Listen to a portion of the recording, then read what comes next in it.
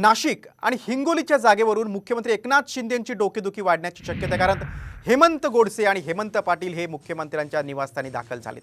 संजय राठोड आणि सुहास कांदे देखील वर्षावर आहेत. दोन्ही नेते वर्षावर आहेत. नाशिकची जागा सोडल्यास शिवसेनेची ताकद कमी होईल असं नाशिकमधील शिवसेनेच्या नेत्यांनी मुख्यमंत्रीच्या बरोबर जी बैठक झाली त्या दरम्यान सांगितलंय. दरम्यान गोडसे हे नाशिकच्या जागेबाबतचा 10 पानी अहवाल देखील मुख्यमंत्र्यांना देणार आहेत.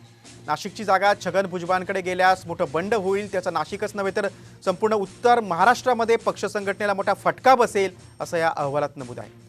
दरम्यान भावळा गवळी देखील वर्षावर दाखल झाल्यात. कालच भावना गवळींनी देवेंद्र फडणवीसांची नागपुरात भेट घेतली होती.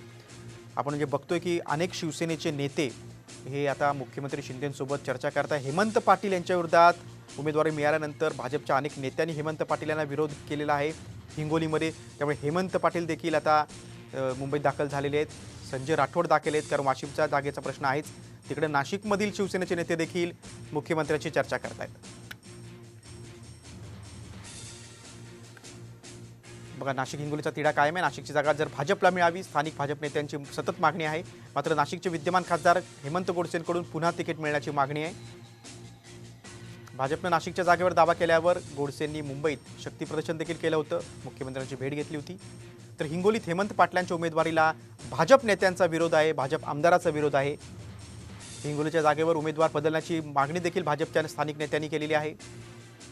भाजपच्या मागणीमुळे आता नाशिक आणि हिंगोलीच्या उमेदवारीचा शिंदेंसमोर पेच आहे. उमेदवार बदलले जाणार का, याबाबत उत्सुकता आहे.